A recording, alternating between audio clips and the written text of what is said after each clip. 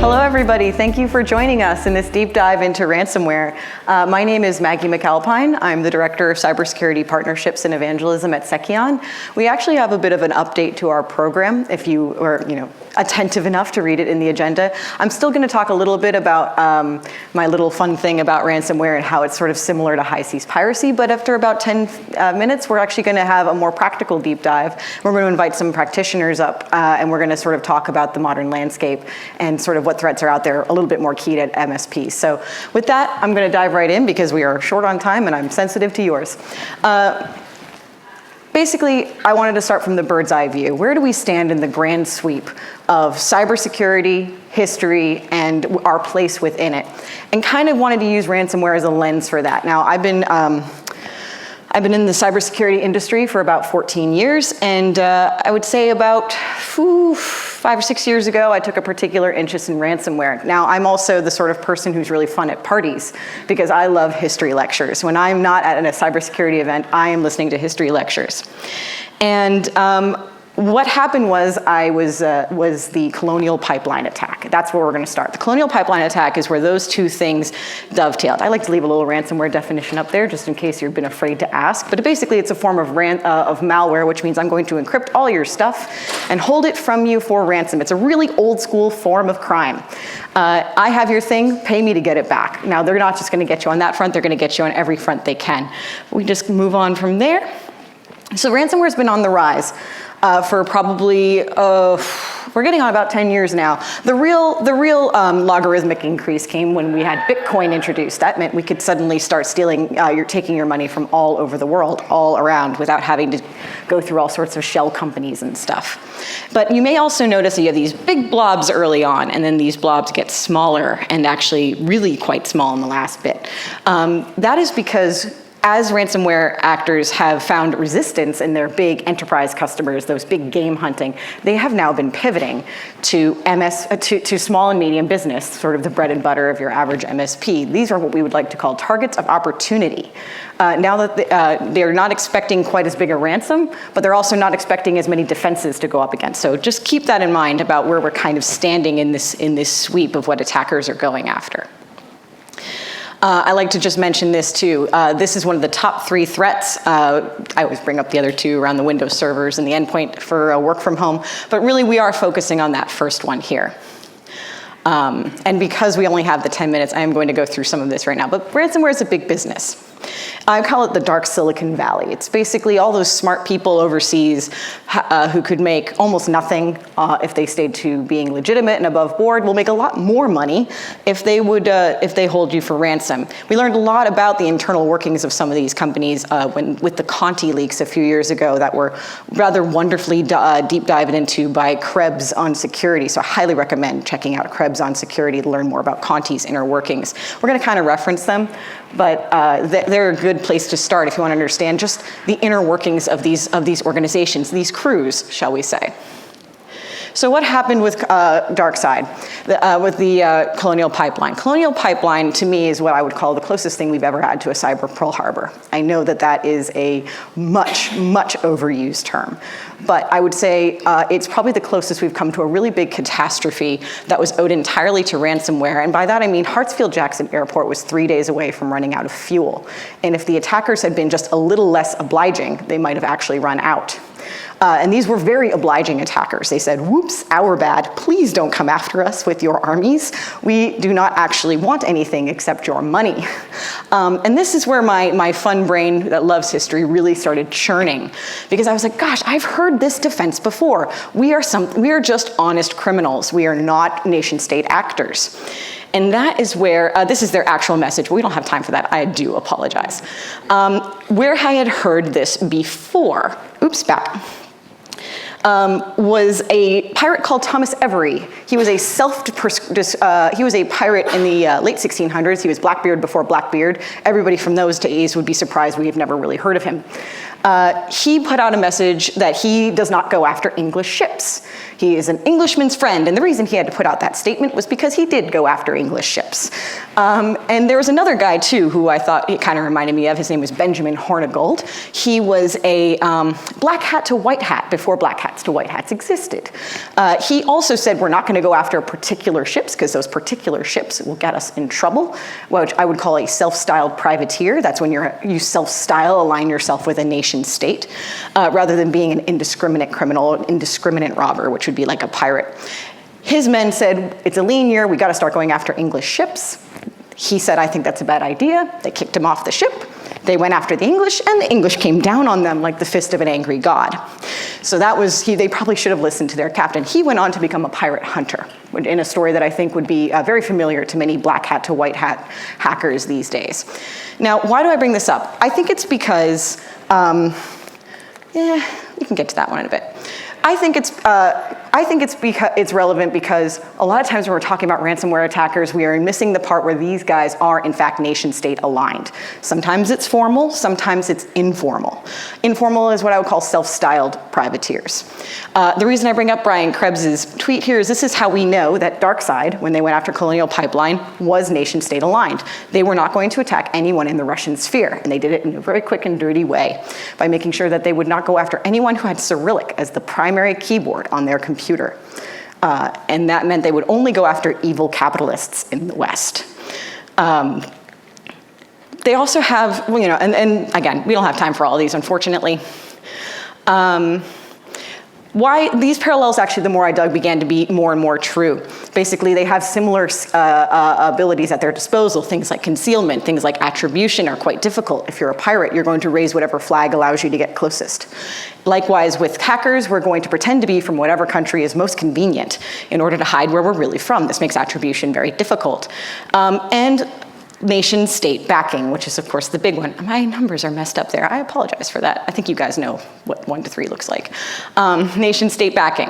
So the reason I have these little flags here, just a fun detail, no pirate would have probably come after you with the skull and crossbones. They would have come at you with the flag of the country they were pretending to be from. That flag means no quarter. Everyone on board is going to die. And you would only put that up as an intimidation tactic. So these are the designations, but again, I really want to say this was a fun intellectual exercise, but what does it all mean? Why would we care about any of this? It's because I think that by mapping ourselves back to this era, we can actually use some of their solutions to piracy to map our own solutions. Things like being more aware of how we might be looking into things like cyber cold wars in the near future. We might be looking at things like press gang sailors who are working for evil guys who don't even know they're working for them or who didn't choose to work for them. We might be looking at things like the sophistication of these cyber criminals becoming eventually more than just privateers and becoming more like navies. And we're actually already beginning to see this. All right, so yes, we're already beginning to see right now that there is a parallel between the ability of an individual to take on a nation state.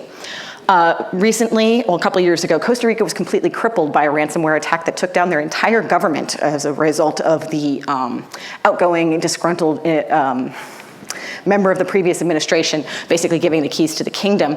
And this was very similar to Blackbeard when he blockaded Charleston Harbor, also held an entire city for ransom. So what? We're going to see more sophistication. I think we're going to see ways that we can adjust this as an economic problem, and I think we're going to see ways that, sorry, excuse me, I need a drink of water. This may help us predict some of the next steps, such as the gathering of these gangs, such as the fact that some of this is going to continue in its increase of sophistication. It also is a good example of why we might not want to do privateer letters of marque, which was a discussion lately, and it's also about why why we might not want to do a kinetic response. That being said, this is a little high level and abstract. What I really want to say is that we are kind of very much, I think, still in the infancy of cyber warfare and cyber attacks. We could be looking down the barrel of decades, if not centuries, of an increase in sophistication, and we're really at the forefront of it. We're almost in the early modern era in terms of individuals and individual organizations needing to do the defense because the nation states can't do it on their own. That's why we're here. And as I mentioned at the beginning, with the small and medium business being going after, the big enterprises, they're arming themselves. They've got the biggest cannons, they've got the insurance, they've got all of these tools. That's why these pirates, these criminals, are now turning and coming after those people who do not have the cannons, who do not have the defenses, because the cavalry might not arrive. The US government can't on its own protect every small and medium business. That's really up to us. And that's why I wanted to invite our panelists up now to discuss what is happening in small and medium business and more of the practicalities on the ground of what we're seeing. So please welcome up our panelists. That'll be Chandra Pandey. Well, I'll introduce them in a second once they get seated. And I'll leave this up just as a background. This is from our site, but it's just a nice background. All right, so gentlemen, thank you so much for joining us. With me today, I have Chandra Pandey, the CEO of Seceon. We have Sumit Sabwal, who is the CEO of NetGain Technology, and Roger Newton Jr., Senior Manager of the SOC at Logically. Gentlemen, thank you for joining us. So I wanted to dive right in with the fact that, we've had this sort of high-level deep dive into where do we stand in the big sweep, but we also really now want to get into the practical applications of anti-ransomware and what that means for MSPs who are with us today. What does that mean as far as, protecting these businesses? So I actually wanted to open with a question to you, Mr. Pandey. Given that pivot to this pivot by ransomware attackers to small and medium businesses, it's sort of more important than ever for cybersecurity defenses. Sorry, I tripped there. There's a lot of importance now on cybersecurity defenses, but there's a lot of reluctance across the industry to implement these defenses. Can you speak to that? Thanks. Don't forget the mic. Yeah, thank you, Maggie, for first kind of giving some historical view and then driving into what is happening in the real world. So one of the things is just to give you an idea, Seceon has been in the business for 9+ years. And from the day one, even 9+ years, nobody was talking about the ransomware. But one thing was very clear that what is coming up down the line from the digitalization point of view, because even in that time, if you look into 9 years back, there are companies which were spending $1 billion, $800 million, $200 million, and they were getting compromised and they did not even know about it. They learned about it from the outside, government entity telling that, hey, your data is being sold, or your credit card are kind of being sold into the dark market and all that. And then, as she pointed out, one of the things is a lot of people does not know that we talk a lot about ransomware and all that because where they want to extract the money. But there is even bigger things than ransomware goes into the industry as well. Nation actors. So some nation actors, they might be protected by nations and all that, but they are more going after to get some monetary gain. But there is an even much more bigger industry which is out there to get your intellectual property, get your trade secret out there, get your kind of intelligence out there. And that industry is much more bigger than what you hear about the ransomware as well. And they are after all those people who are doing the molecular research, any other innovations they are doing. And a lot of time, even this did not get encouraged to disclose it as well, because that's kind of a bad for our economy as well. Because even the government does not want, even if it happened, they don't want you to go and openly talk about it. So you have to think about that when you are trying to protect a company who's driving into the innovation, creating a product, doing a molecular research for medicines and all that. You might have even the things going on to the law practices or even the financial industry, which might be some of the trade secrets are being discussed in there. You don't want those to be stolen out. So there is a lot goes on behind the scene, and that is even going to accelerate, because one of the things she said, if you guys paid the attention, this is just starting. Yeah. Because more the digitalization happen, more opportunities is out there. It's not only coming from the outside, but we were having a discussion last night. There are people who are sitting around you. They are looking to come and extract the data and get some money out of it because it looks like for them it's easy money. Yeah. So that's something I just wanted to make sure that, just when you hear about ransomware, just don't think about the ransomware, what you hear in the news, because that payments can be even smaller and all that. But even education side, one of the partners I met, they are in the education business.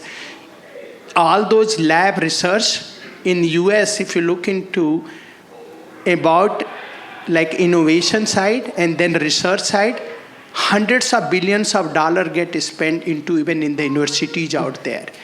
And those innovation, if somebody is stealing and they are able to go and do the things with that, all of the revenue where they had expected you to come, that's not going to come to the US because somebody is going to sell that thing at 1/10 of the cost of what is being done over here. Yeah. With that, I wanted to hand over to Sumit. Sumit is our next, actually, I really love that handoff there because I actually wanted to ask Sumit, if you could tell us a little bit about, as an MSP, you're offering these advanced cybersecurity, services, but how has that journey been? So you've actually been on the ground, you've been in the trenches, and what have you seen and what have you experienced as an MSP from this perspective? Thank you, Maggie. It's a pleasure to be here.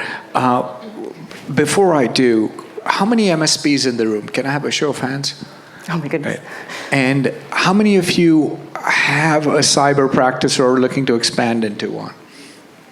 Quite a few. And how many of you have had to navigate a security incident or breach for your clients? Quite a few. I share your pain. We've been through that as well, right?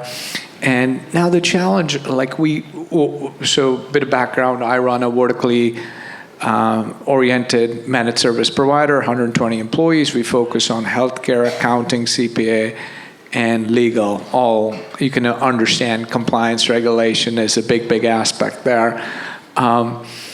And they take it for granted that if we're managing their infrastructure, we're also bringing those extended capabilities and services, right? So, a lot of them lack the sophistication. This is not their core competency. That's why we've been engaged and hired, is to not just bring efficiency and run and manage that infrastructure in an efficient manner and deliver it as a service, but to protect it as well. And the inevitable reality with everything Maggie's gone through is that you can put controls, and all of us put those controls. Nobody sells a service without firewalls. Nobody sells a service without EDRs, right? But those controls are all disparate. They don't talk to each other. And the big thing is visibility, right, is missing. The big thing is that the ability to correlate what the telemetry and what's happening at the endpoint in the server or in the workstation with what's happening in the network, with what's happening in Office 365 and Active Directory, there is no connection of dots, right? And so for us, that became key and core. Was that we really needed to bring a proactive view of security. We needed to increase visibility both for ourselves and for our clients. And so it was inevitable, and it's inevitable to everyone in the room who raised their hands, that MSSP and MSSP, the two worlds are converging, right? I always thought that our client shouldn't be in the business of engaging an MSP separate from an MSSP, and so our job becomes is to integrate that security into our value proposition, is to bring a proactive view of security, and that's what kind of led to the partnership with Seceon and us then investing not just the energy and the time, but also putting up a 24/7 SOC. We've built our own SOC and our capabilities from a ground up. Now we've had the benefit of a CISO who I've partnered with for the better part of 10 plus years, and we've done this before, but bringing folks that then can accelerate that maturity, the SOC, the playbooks. And so for us, a lot of our message to our clients is, hey, we deliver outcomes, we don't deliver alerts. You can work with another MSSP, what are you going to get? You're going to get a bunch of alerts, good luck with that, right? And by the time you get the alert, you figure out what it is, you do something with it, it may be too late, or worse still, there's alert fatigue, which is you will get 10 alerts that are non-actionable or aren't real to begin with. So our job is to deliver outcomes, is to make sense of all of that, cut the noise, and since we're managing that infrastructure to begin with, guess what? The most knowledgeable, the shortest path is to kind of work through and deliver an outcome which is an enhanced security posture. So just yesterday, we reached out to the managing partner of an accounting firm and let them know that we had reset their password because they were compromised. They didn't know they were compromised. We obviously, luckily, no data left, but it's the ability to identify a trap, act, all without even the client knowing about it and making it seamless. Yeah, and actually I think that's a perfect jumping off point for Roger. Roger's our really in the front lines practitioner. And so Roger, my question for you is, with these hundreds of customers you have to protect, with these billions of events per second, what are you seeing from a ransomware perspective specifically, but also on, in a broader sense, what has the experience been like protecting customers in this current threat landscape? Yeah, thanks Maggie for that. Yeah. So being in the weeds, so to speak, and to provide a little context, I would say we probably ingest about 50 billion events a day for roughly 500 to 600 customers. We're looking at 400 to 500 alerts per day.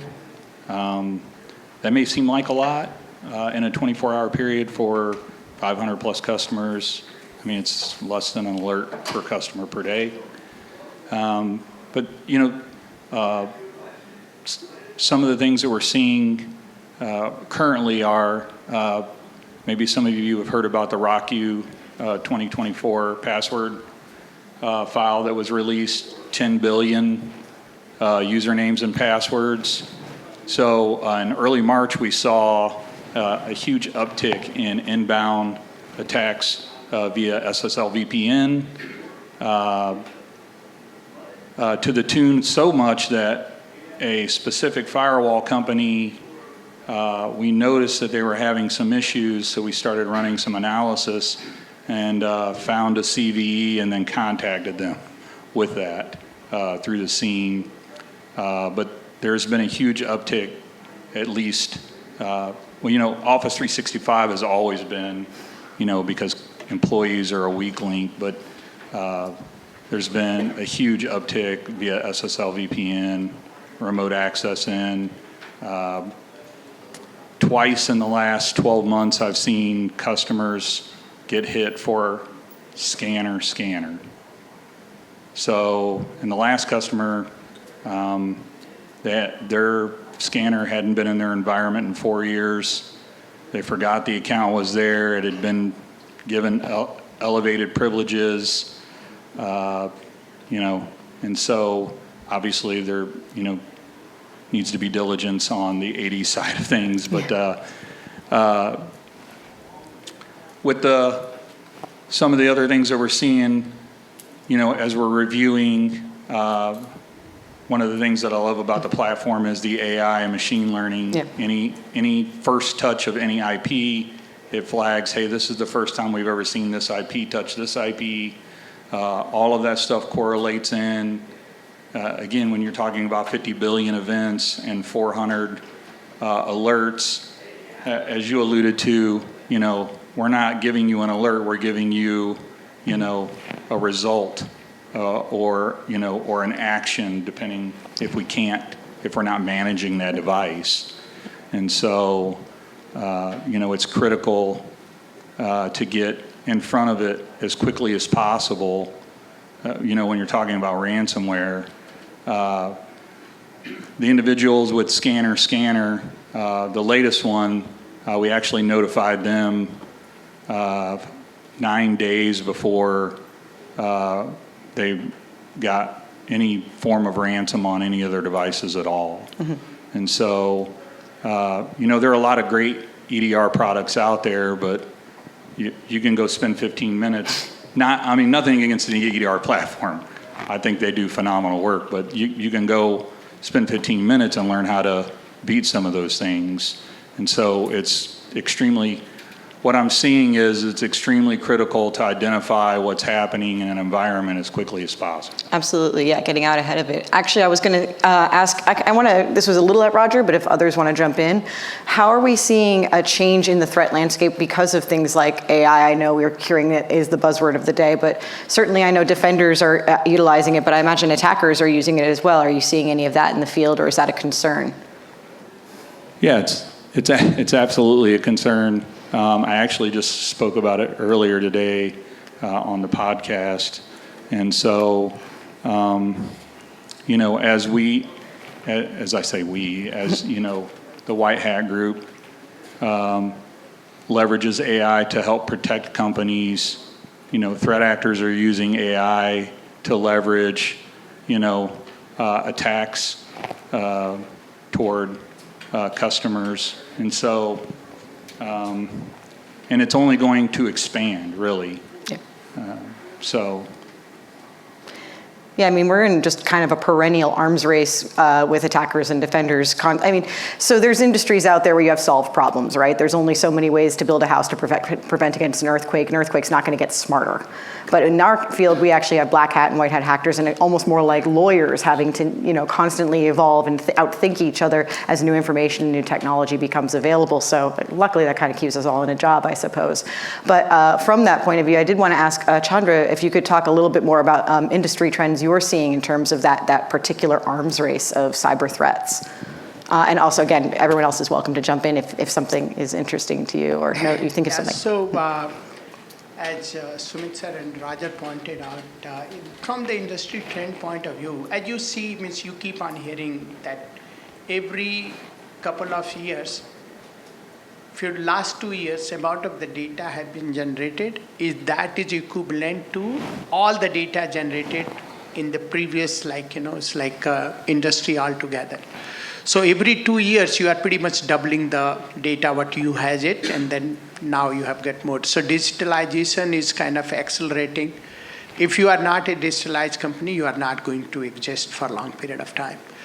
What does it mean is, amount of things you have to watch out for is also increasing, and the things you can miss, because as Sumitji was pointing out, that you have an opportunity to, if you are not able to put everything into the single context and get to outcome. He mentioned outcome, Roger mentioned results. If you just keep on doling out thousands of those alerts to the people, there will be no actions on those. And it's very hard to kind of get through those and do the actions and all that. So it is really critical, because as the industry, if you look into the attack groups are now more organized. They are creating ransomware as a service. You can go host, somebody is kind of have a foothold. They kind of giving that, hey, I will give you access into the environment, and then somebody else is doing something. So it's a pretty organized industry. It's more than $3 trillion, if you believe it, what the numbers are being talked about economy on the that side, dark side, and that economy is going to grow.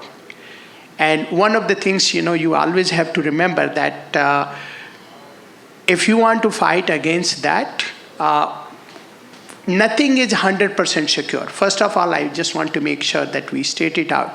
Nothing is 100% secure. If you try to do something 100% secure, you will not be able to work. So as Roger was pointing out, EDR, a lot of you guys will hear that, hey, you can bypass the EDR. There is a many way which directory you put in the file and all that, and you can bypass the EDR and all that. Any EDR, you kind of think about it. Similarly, you have other side, if you are depending just on the logs and all that, those will be, somebody can overload it, somebody can disable it, and logs are as good as somebody's write what to generate, and it's after the fact. So you always have to think about that, hey, what I build is, one thing you always used to hear about that, defense in depth. But one of the things you have to remember, defense in depth is not going to get you the security you want if you don't have multi-layer monitoring in the defense in depth. And what does it mean is you have to monitor, if you look into the OSI or TCP stack, you have to monitor all the way from the layer 2 either to layer 7 if you are looking into OSI, or layer 2 to layer 5, which is application layer in the TCP stack, in a common context. As he has pointed out, if you don't look into the common context, with ML and AI can help you with dealing with those billions of data into the common context and looking into what has happened in your environment in the past and what is happening right now. But attackers are also trying to use that tool to blend into your environment as well. So the detection, one of the things you always want to remember, nobody will tell you, everybody will tell you that in the cybersecurity, you have to be good all the time.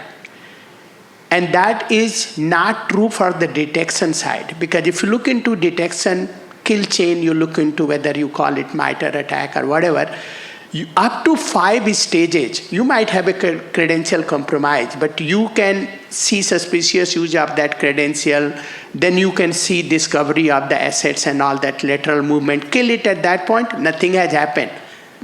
No compromise has happened, no bad thing has happened to your organization, you have kicked them out. That's right. So it is really critical. When he was saying that, hey, we kicked that customer, save that customer, this company out there, and Raja was pointing out that they take actions and all that. So things have gone in, but they are not able to do anything. So it's really critical that you have to understand attacker also have a challenge. They have to be right 4-5 stages before they can cause you any damage, or they call you for your ransomware because they have to take you from something. If you are able to detect into those early steps and stages of the kill chain, you are in a good shape. And that's why you want to look for those advanced cybersecurity solutions, what Sumit and Raja has been talking about. And I will let Sumit sir add more details on it. Yeah.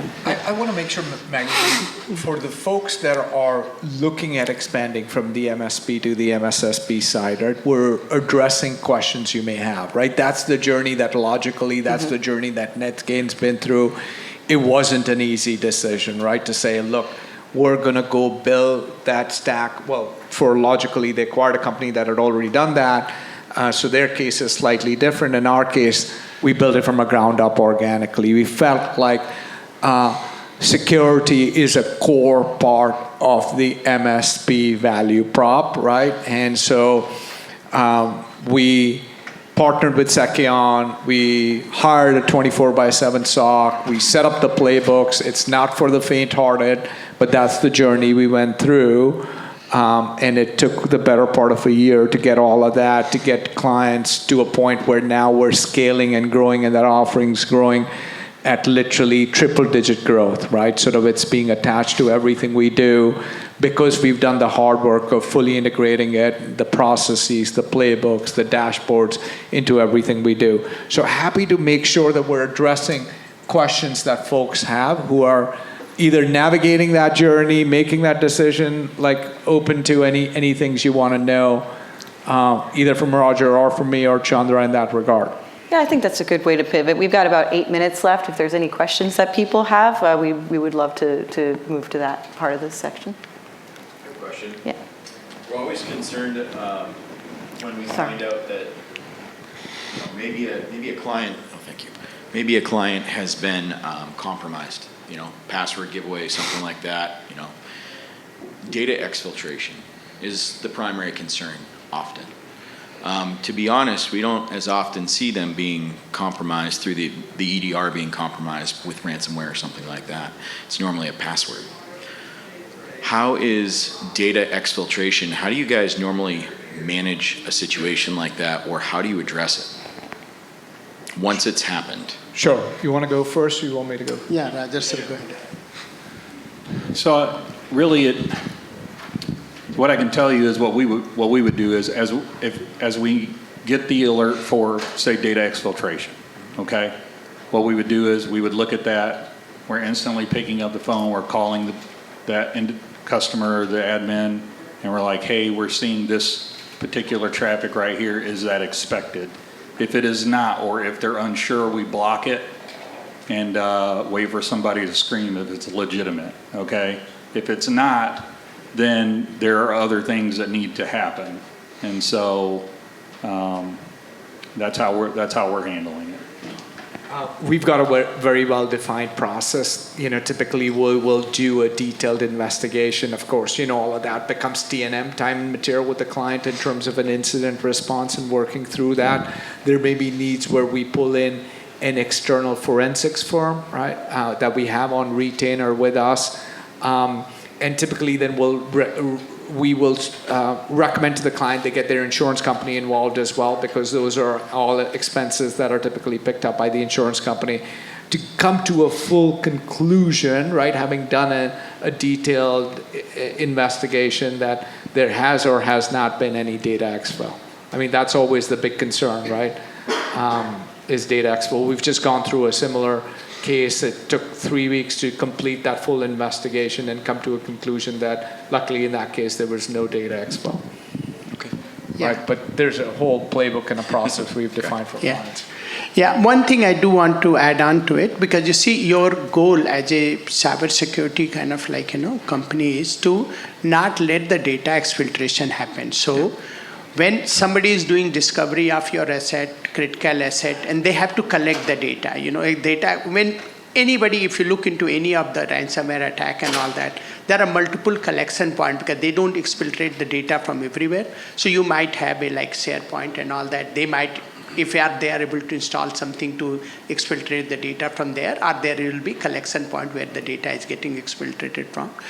One of the things is, if you have a detection solution, as they kind of try to do the lateral movement to find out which are those applications, which are the services which are open where the data can be collected and all that, you want to have a platform which detect it.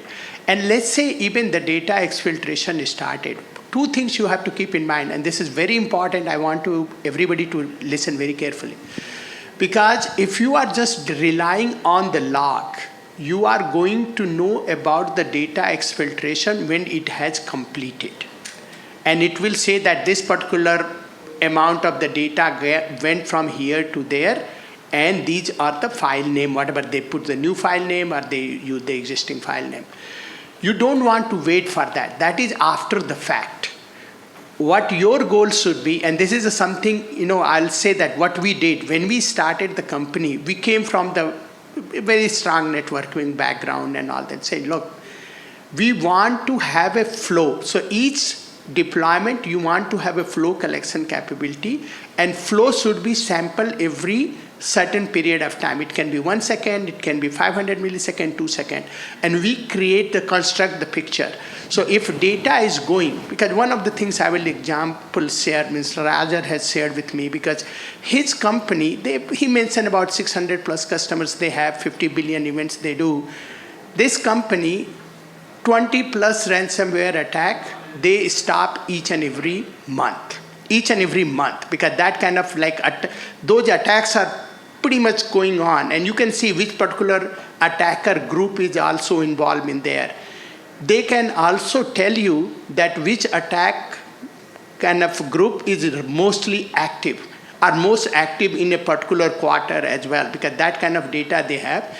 We look into 800 billion events. So we can even say it months in advance that which attack vector group, which are those TTPs are becoming very active. So with the flow, even during the transfer, somebody has started a transfer, within 500 millisecond or 2 seconds, we are able to tell that, hey, this data is being exfiltrated and it does not make sense because you don't have any business, and now you can go and terminate it. So even though they might have transferred few hundred megabytes of the data, if you terminate that session, nothing has been exfiltrated, because that thing what has gone 200 meg is not going to be kind of read out properly there, because the file has been terminated in there. So one thing was very critical, that when we did that solution from the day one, we understood two things we wanted to make sure we take care of it. Data exfiltration, as well as, you hear about data exfiltration as we were talking about, is like when you have those people want to like take your intellectual property and all that, they just exfiltrate it. They're never going to do a demand. They don't need to demand because they got billions of dollars of intellectual property. They don't want to get your $5 million or $3 million. They don't care about it. So you hear two things. It's a stop ransomware, stop data exfiltration. Data exfiltration, I will say, is a much more bigger problem. It does not get talked about than the ransomware. And that's something I wanted to make sure emphasize. Yeah, no, I wanted to add one thing real quick is. Yeah, closing arguments. Yeah. Note this, and I know that I had said we had a client that wound up getting ransomware. So when we give them a 9-day notice, so when we pick up the phone and we're calling and we say, hey, we see something here, when the guy's in the weeds, we see something, instantly the conversation is, we block this, and the threat actor they know that now, and they are going to expedite things. They didn't get any data because we saw the start of the transfer, we kill it, and we notify them to, hey, these accounts were made at 2 a.m., and you have a company that says, oh, we can beat this by ourselves. But so just know that be mindful of if you have an event like that once the attacker knows that things are going to expedite extremely quickly. I think the one piece that we haven't spoken about is all of us have the decision, right? We can partner with another MSSP and resell it, private label it, or white label it, mostly private label, or we can build it ourselves. One of our decisions to build it ourselves was it's a core competency. Second was margin.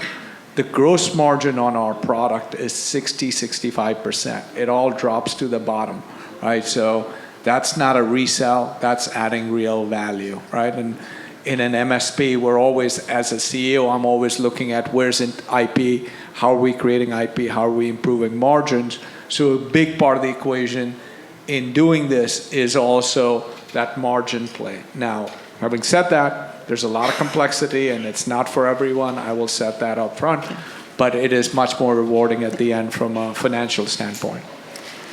Gentlemen, thank you so much. I'm afraid we're out of time. We have to give the room back. But if you have any further questions, please stop by the Seceon booth. We would absolutely love to answer your questions. And thank you for your time and attention today. Thanks, everyone. Thank you.